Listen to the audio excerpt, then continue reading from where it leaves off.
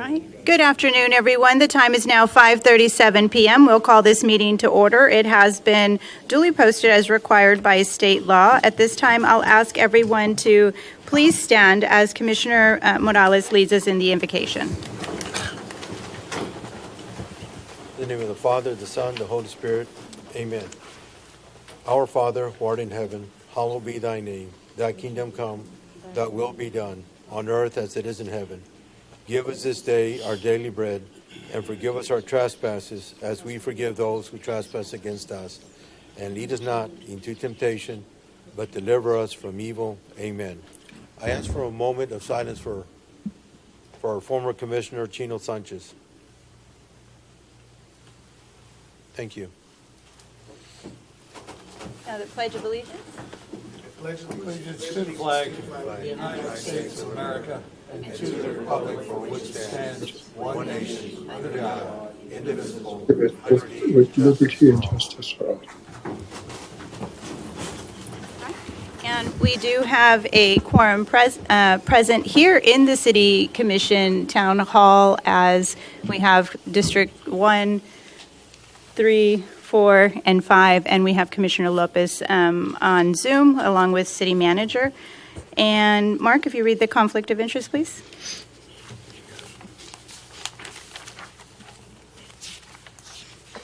Under state law, a conflict of interest exists if a commission member or certain members of that person's family has a qualifying financial interest in an agenda item. Members with a conflict of interest cannot participate in the discussion or vote on the agenda item. Are there any known conflicts of interest to disclose at this time? None. None. None. None. None.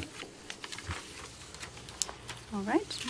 Item 3, citizen communication. At this time, the public is invited to address the City Commission and speak on any matter not specifically listed for public hearing elsewhere on this agenda. Please note that the City Commission members may not respond to comments or deliberate on topics addressed. We had 2 citizens that signed up for public. Okay, we have 2 citizen communications. We have Robert Lefwich. Is Robert Lefwich here? Okay, is he out there? He might be on the phone. No. Okay. He's not present. We'll move on. Mr. Ron Lozano? Good afternoon. Gallant San Benito choir boys. Chino Sanchez had a dignity that this board seemingly fails to grasp. Even he knew that the Harlingen Charter is our Constitution. So he did not condone or blithely accept shortchanging our citizenry by disallowing any commentary during the Charter Review Committee's truncated and cursory look at our venerated document. Instead, what we got is one review member stating she had never read it, and 6 of 8 gatherings that were never posted, and the 2 that were did not permit input from us by one of you, either here in person, as the mayor just indicated about Mr. Lefwich, or out there in the Zoomy. Instead, what we got was a dog and pony show whereby we were treated to an absurd pay increase negation, which lacked any verbal firepower rebuke, as had been promised in the Daily Valley Morning Star, and instead was utilized to keep us from kicking the tires.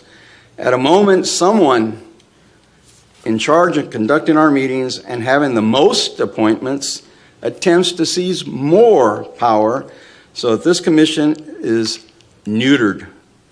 A clear violation of the Open Meetings Act is not resolved by a single regular city commission meeting. You all were not part of the review committee.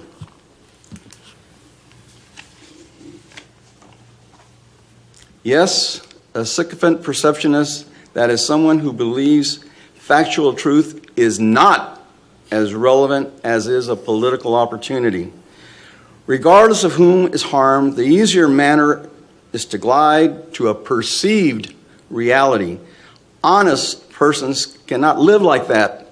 So hopefully, if you're in that spot, please step back into the light. As Chino's death reminds us, the hour is growing late. True Harlingen leaders must arise and act soon before further havoc ensues. Thank you very much. Thank you, Mr. Lozano.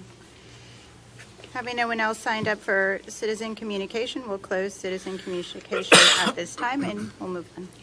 Item 4, consideration and possible action to approve a resolution declaring the results of November 5th, 2024 general election for city commissioners for districts 3, 4, and 5. Remy Garza, Cameron County Elections Administrator. Good afternoon, members of the board, Madam Mayor. The election of November 5th has completed its course.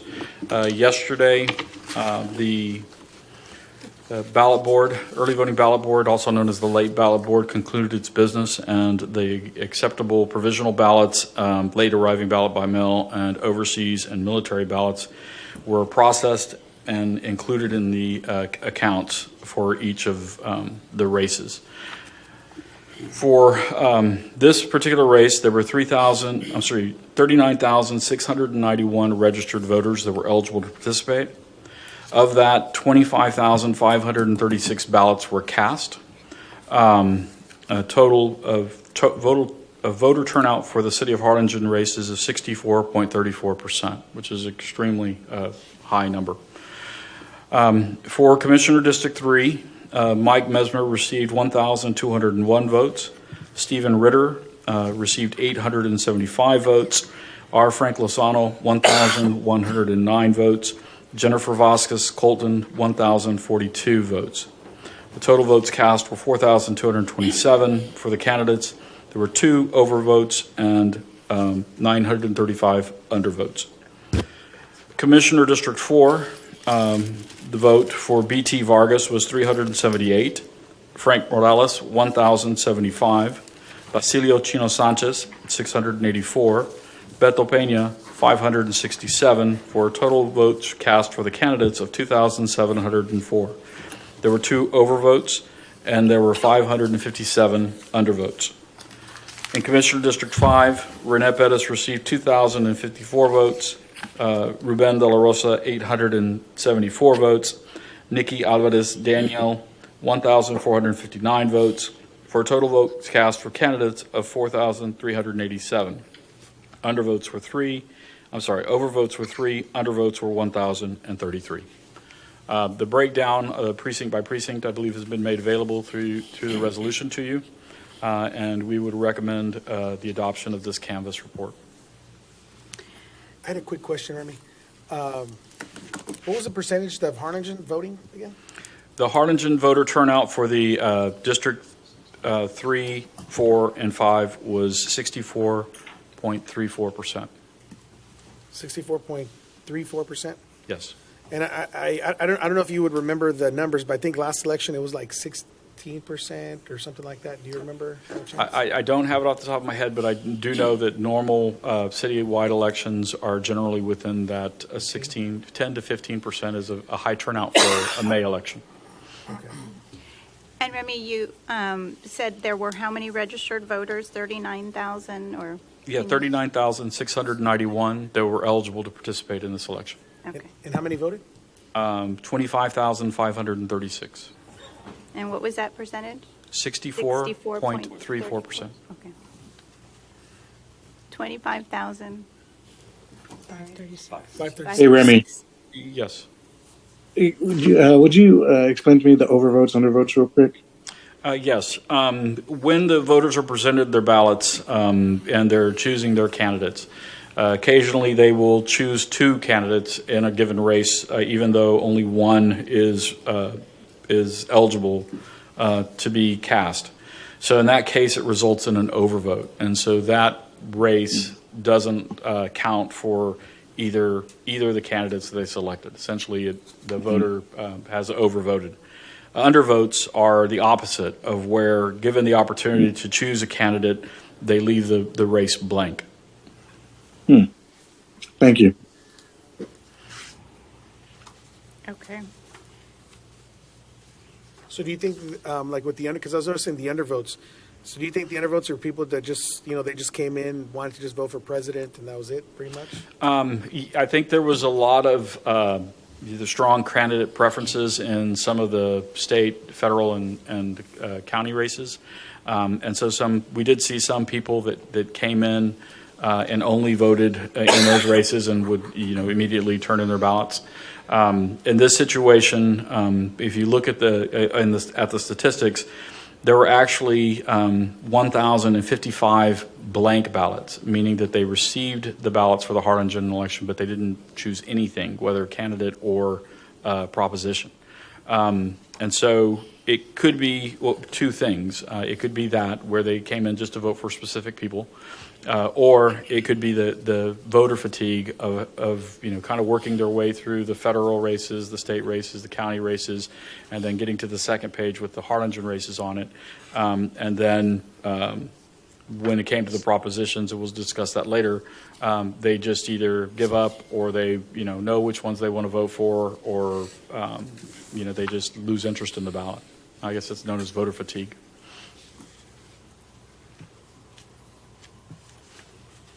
Which I can say that one of the concerns I've always had about the consolidating of Election Day to one day a year, I think creates the situation where towards the end of the ballot you're going to start seeing the residuals of that voter fatigue. That as they're moving through the ballot, they just have been there a long time and they're ready to move on. Yeah. So 1,055 ballots were completely blank, but there was also 64% of people that voted, and within that 64% is also included the 1,055 that didn't vote, right? Yes. Yes. All right. It's still overwhelmingly, increase since the prior. This is what we wanted when we passed the charter amendments back 2 years ago. Is that we wanted the voter turnout. Because I remember when you came in, I remember specifically you were telling us how in previous elections it was like we ranged between, on city elections, we ranged anywhere between 4% to like 6% of the people that could vote. Mm-hmm. And then that year when Norma got elected and Ford and Daniel, that went up to, I think you said 16 or 17%. And then go from 16 to 17% all the way up to 64%. I think that's incredible. It is. I mean, a presidential election always has higher engagement with the voters, but still, considering that the countywide voter turnout percentage was 49%, clearly the Harlingen residents were engaged. So we even beat the county. Yeah. Yes. Thank you, Remy. Okay, so now. Is there a motion to adopt? Motion to approve. Is there Second. Second by Commissioner Lopez. All those in favor say aye. Aye. Aye. Opposed? Motion carries. Item 5, consideration and possible action to pass an order resolution pursuant to Texas Local Government Code Title II, Chapter 9, Section 9.001 ETSEC Code, declaring that the charter amendments approved on November 5th, 2024 special election are adopted. Remy Garza. Also on November 5th, the city of Harlingen held a special election that was addressing charter amendments. And with the total votes cast throughout the city, which included areas outside of the District 3, District 4, and District 5 single-member districts, Proposition A, 4 was 17,520, against 1,634, total votes cast of 19,154, 7 overvotes, and 1,917 undervotes. Proposition B, 4, 17,155, against 1,876, total votes cast for the propositions was 19,031, overvotes 4, undervotes 2,043.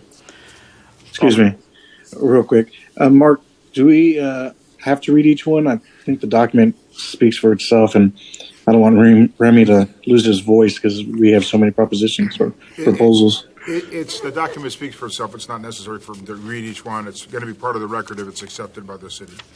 Okay. Trying to save you some work, Remy, there. Does anyone have any questions on this? I'll make a motion to approve. Oh, you got to read the ordinance, correct, Mark? No, it's It's a a resolution. resolution. Okay, then I'll make a motion. Commissioner, before we do that, the only thing I'd like to point out is that all the propositions passed. I just want to make that clear. I just want to make it clear that they overwhelmingly passed in the city of Harlingen, with 64% of the people coming out to vote of registered voters. So I think that's an incredible testament to the city of Harlingen supporting the propositions and supporting democracy and coming out to vote. Thank you, Remy, for facilitating. We know it was difficult. I will say, before this is adopted, for folks that are curious as to why there were so many amendments on the ballot, the commission discussed that, putting together the charter committee, and there were, I think the commission was divided in terms of if we were going to give parameters to the charter committee to just focus on certain areas of the charter, knowing that if you open it up to page 1 to the very end, that there were going to be many recommendations, which would result in a lot of amendments, and then that coupled with having it on the presidential would potentially end up with what we saw, which was voter fatigue and having those issues. And so there was a solution to that, to say, well, there was a lot of language that needed to be updated in terms of compliance with state law and things of that nature. But ultimately, the commission decided to allow the Charter Review Committee to review the entire charter, and so those recommendations came from them, and then there are a few, obviously, from city attorney, and so that's why we had so many. And it looks like throughout the region, there were also other propositions that were placed on the ballot for other cities, and were in 20 to 23 also in those cities as well. But I'm glad that we were able to do this and bring our charter current. So with that, was there a motion? Make the motion to approve. Second. All those in favor say aye. Aye. Aye. Opposed? Motion carries. Item 6, consideration and possible action to approve a resolution ordering the special runoff election for the purpose of electing 3 commissioners for Districts 3, 4, and District 5. City Secretary. Mayor, Commissioners, this is the resolution to call the special runoff election. The election is set for December the 14th, is that correct? Yes, the Secretary of State's office sets the runoff dates based on some changes to the law. And then, of course, the early voting will be held from December the 2nd to December the 10th. In the agenda, you have the polling places for the early voting locations, and it's Harlingen City Hall, it's the Harlingen Convention Center, the Cultural Arts Center, and then the time would be Monday through Saturday, I believe, is, let's see, from 7 to 5 p.m. Oh, 9, yes, 9 to 7 p.m. On Saturday. It is from 7. Yeah, 10 From 10? 10 to 5. 10 to 5, okay. Yes, we do. I'm sorry. I messed up on that one.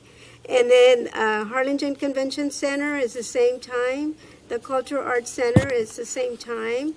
Now, for the election day, of course, it's the UTRGV Clinical Center, and it's from 7 a.m. to 7 p.m. Bowie Elementary School, 7 a.m. to 7 p.m. And then Harlingen Convention Center, election day, 7 a.m. to 7 p.m. Stewart Place Elementary, same time, 7 a.m. to 7 p.m. Madam Mayor, we received information from the Harlingen Convention Center that there are conflicts on the dates of the 4th of December and the 5th of December, where they do not have space available for us at that location. I believe I don't believe that we would be able to use the Harlingen Convention Center as an early voting location, but it is available on election day. We just received the information at 4:30 this afternoon. So is there a proposed site other than the convention center? Can we use a county annex? For an early voting location, there were some, the judicial courts, the JP courts had rescheduled the things that happened during the initial election. And so they're not available either for early voting. Then could we have one of the schools maybe as early voting location? You could set that up. I think you might have some conflicts as to occupying the space for the week and 2 days that you would need it. So the days at the convention center that were not going, there was 2 days during early vote. Yeah, the 4th and the 5th. And Gabe, they couldn't carve out that space in the front. Mayor, when I had checked with the convention center, they had told us that those days were all available. They were going to be using, I think, the Kingfisher as those locations. This is news to me that they won't have 2 days available. Remy, is it possible to have early voting aside from the 4th and 5th until we can get that figured out, and then have maybe one of the schools hold it during the 4th and 5th, or is that just too complicated? I think that'll confuse voters if you have them. Yeah, I don't think that that's a good idea, but I do think that the District 5 would be at a disadvantage if there is not a election site for early voting in the district, because that's going to be confusing. And I know historically people in District 5, and just because I live in District 5, vote at the annex. There's no space at all. Because I can't imagine that they would need as much space as the regular election at the annex. It is true that in the past, the elections have been held in the front area in front of the courtroom, not actually in the courtroom.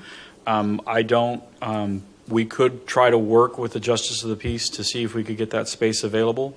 What I would recommend is that the county annex be designated as an early voting location if the space permits, or authorize, because early voting locations are different than the election day locations in the sense that you do have a little more flexibility as to when you declare them to be opened. I think that's a 7-day window before the election, or you could authorize the city secretary or the city manager to find a location within the District 5 area to be opened as an early voting location.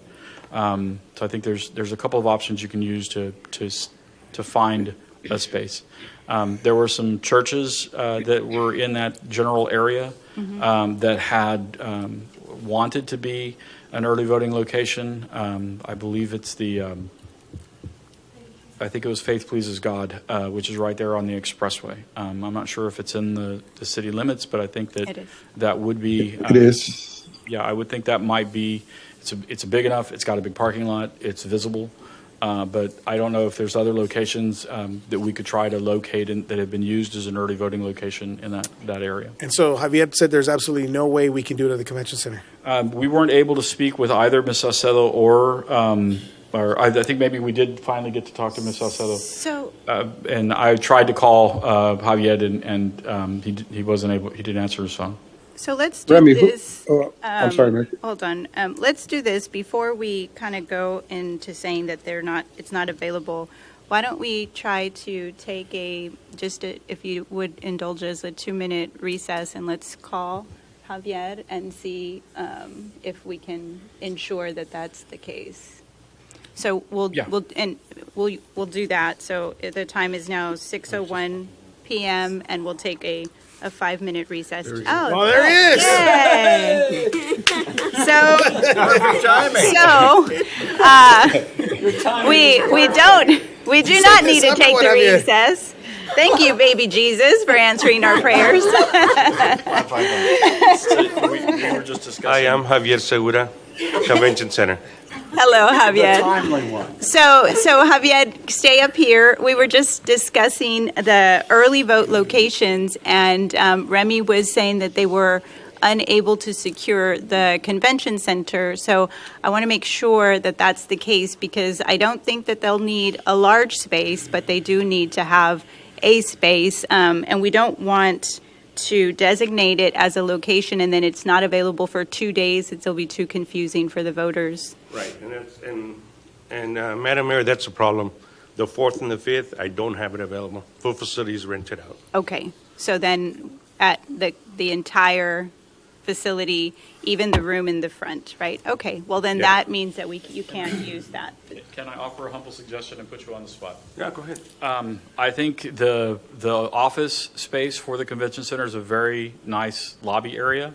You could actually hold the polling location within the offices where the convention center staff is, if we could make some slight arrangements to the desks. Just suggesting that if you want to stay there. What kind of event are you having? Is there going to be a problem with parking and all that kind of stuff, Javier? No, that won't be a problem. We did about 8,000 people today, so we're close to it. More like 4,600 people. I love it. So, Yes. yeah. That's not a Javier, I problem. have a question. What happened? Because when I spoke to you last, it was available the entire time. No, there was, Gabe, we never was going to get back to you because there was some dates that I was unsure of. Okay, Remember that we there was were events told that going it was on? available, so we went ahead and gave that to the county. Yeah. And I'm not sure what happened. Yeah, no, I was going to get back to you because I needed to get with Judith on the dates that I knew we had events going on. All right. Okay. But that's what it was. But if Remy doesn't have an issue with using my office space, I really don't care. Okay. What about in the hotel lobby? There's that small meeting room. I thought about that too. Is that big enough? That would be big enough. I mean, because he uses a very small space at using the Kingfisher or the Oriole. What would be best, Remy? What? I think that in the past, due to conflicts like this, we have sort of relocated it nearby, so where at least if people came to the main location, they could easily access the alternate location for a couple of days. I think either his offices would work for the 2 days, or if you talk about the hotel space, either for those 2 days or for the entire time. So you're talking about using Yeah, the regular room like that we usually would, and then just for those 2 days using maybe his offices or the hotel room, correct? Yes. Okay. I think that would work, as long, because we could direct the voters. Yeah, exactly, 'cause- And Yeah. I would say, it's just opinion, I'd be confused with the hotel and people. Yeah, I would keep it in the offices. Yeah, so just, yeah, just because, yeah, in one location. So if it's the convention center and then those 2 days in your offices, because they do a really good job with the signs and all that good stuff. And With signage and Yeah. it would be good. yeah, I think, and the footprint's much smaller for this election than it would have been for the general election. So then the Hilton, the the little Harlingen meeting Convention room. Center, No, the convention center, his offices. where Javier has his office. In other words, Commissioner, it'll be the sales office space for 2 days, and then the rest of the days will be where he's normally at. Okay. And you're comfortable with that? I'm good with that. And how about you, the integrity of the election Yeah, and the I- space? I think that's in the best interest of the voters to keep it within the footprint of the convention center. Okay. And your signs are still at the convention center, say polling place. We will endeavor to get those taken down or updated to indicate the dates of the runoff. Okay. And then I have a question. That was early voting. I think we've settled that, have we? It's available Well, election day. we want to make sure, Mr. Lozano, if you could have a seat, please. We're in the meeting. Thank you. Well, you're talking about. Thank you. Thank you, sir. You're talking about, the Hilton guide does not allow political paraphernalia on there. Thank- And that's going to interfere with what Remy just indicated. No, they're saying to use the sales office, not to go to the Hilton. Okay. Because Okay. he's got very strong. Okay, all right. Let's just, right here, guys. All All right. right. So, may I be excused now? I think there was a question. Josh? We want to make sure, is. Yes, I'm good because I want to keep it at the convention center and keep it in one location. And if it's just for those 2 days, as long as you have the signs to tell them where they're going to go, then they're good because they're still going to go to the same place. Okay, and as long as the county is comfortable with that, the convention center is able to accommodate, then I think that we're good for that polling site. Yep, and then we'll add, give them the the key to the office, and I'll get the other ones turned in. Okay. That way only he has access to. That's why I wanted just to make sure that you felt comfortable, given that you need to have access and to store, or I guess you still have to go every day, right? They go and drive it and drop off the ballots. Is that still the way that works? No, they're stored on site, Okay. but everything is sealed up overnight. Okay. All right. Thank you, Javier. This is for just this, for this, because you probably want to go back, right, to the previous Yeah, item? talk about this. Okay. Election. Okay. One of the issues, I was going to mention the candidates to make sure that we were all in the understanding of which candidates would have qualified for the runoffs based on the canvass report. Yes, that was the commissioner's question. If you want to address. Yeah, so that. I guess we got a memo from our attorney here with, and for the candidate, Chino Sanchez, passing away. So explain this in English, Mark. Basically, right now, we're canvassing the votes, right? So we don't have names on the ballot. And if you look at Section 145.002, procedure for omitting a deceased candidate's name from the ballot, I furnished the city secretary a certified copy of a police report reflecting that Mr. Sanchez had passed away. So she has good information, good reliable information to show that is the case. So his name would not be on the ballot, and we would go to the first and to the third, highest ranked people, right? The second one. You could also further rely on 145.005D, which indicates that when determining the candidates eligible for the runoff, if there's a deceased candidate, those votes are disregarded. And so then you would just go to the next candidate. Okay. So in this case, that candidate would be Mr. Peña.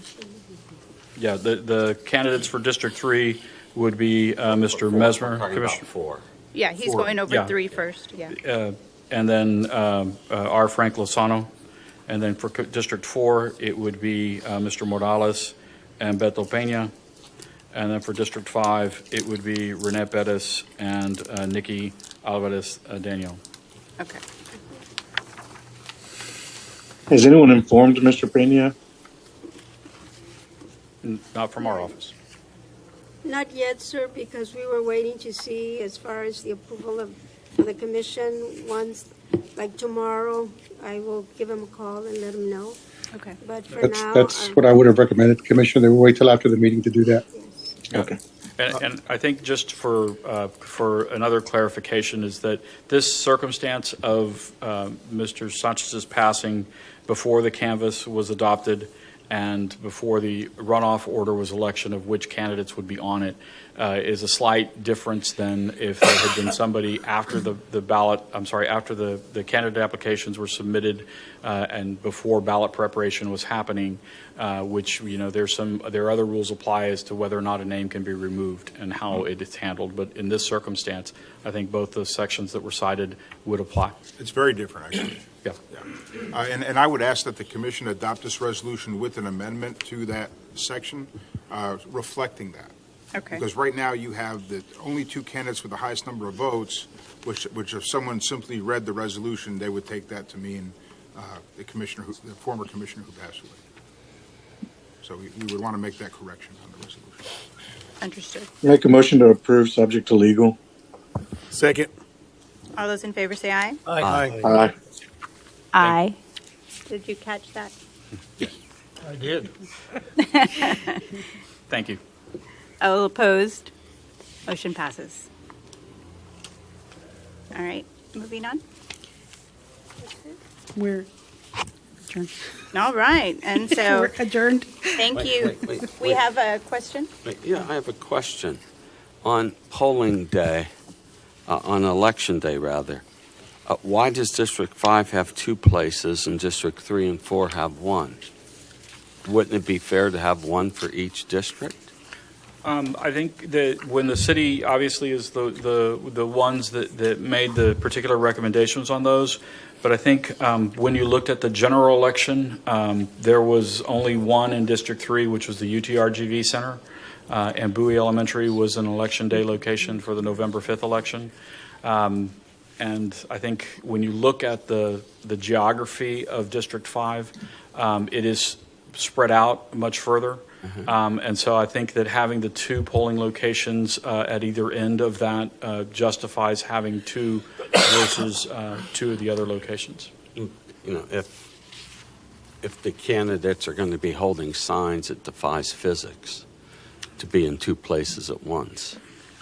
I think the challenge for District 5 would be the prioritization of polling location. Okay, so you're comfortable with that? Yes. Okay. And Barrett, and also I think I should also mention that although the general election was held as a county-wide, which would be translated as a citywide type of an election, because the county hasn't been designated successful in the countywide, the city does have to do it by precinct-based an election. So the citizens during early voting could go to any of the three locations, but on election day they would have to go to their specific precinct locations. So I just want to understand. So on election day, they're going to have to. They can't go to any of those. No, they have to go to the specific one within the district. Okay. Okay. Good. I didn't know about that. Okay. Yeah, But during early voting, they can go to any of them. In early voting, they could go to any of them, which I think is why having them spread out throughout the community is a good choice. Okay. And election day, strictly District 5. Okay. Yeah. Election day polling places for District 3, 4, and 5 are all of the locations. For District 3 can vote. Yeah, District 3 would vote at UTRGV, District 4 would vote at Bowie, and District 5 would be able to vote at the Convention Center and Stewart Place Elementary. Okay. I thought you were saying that was, they had to go to their precinct On location. election day. On election day, they do. So on election day, if you're in District 3, you have to go to the clinic to UTRGV. On District 4, you have to go to Bowie.